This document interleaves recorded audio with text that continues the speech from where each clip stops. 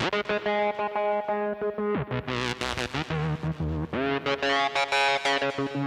kaç beden giyer.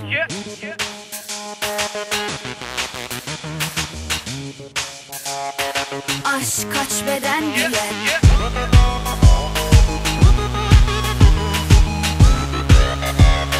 Aşk kaç beden giyer.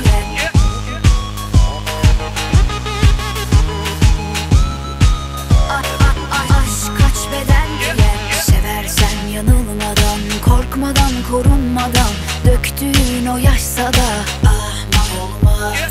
Gerçeği ise duygunun, aldanışlara kanmaz. Aşk demek emek demek, vah vah olmaz. Sen taşırsa hisleri, yaşarsa sisleri, kalp burada der mi? Oh, yabancı sözlere, yalancı gözlere güm güm eder mi? Bir kalp kaç defa sever, orada bana da var mı yer? Söylesene sevgilim, aşk kaç beden giyer. Her bedeni yaş sanan, kaç tane o can değer. Aldatansa sevgilim bu oyunu kaybeder.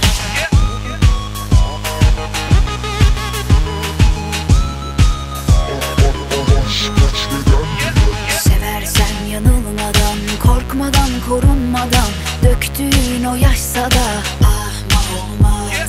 Gerçeği ise duygunun, aldanışlara kanmaz. Aşk demek emek demek, vah vah olmaz.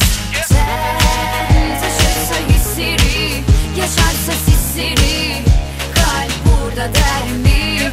Oh, yabancı sözlere, yalancı gözlere güm güm eder mi?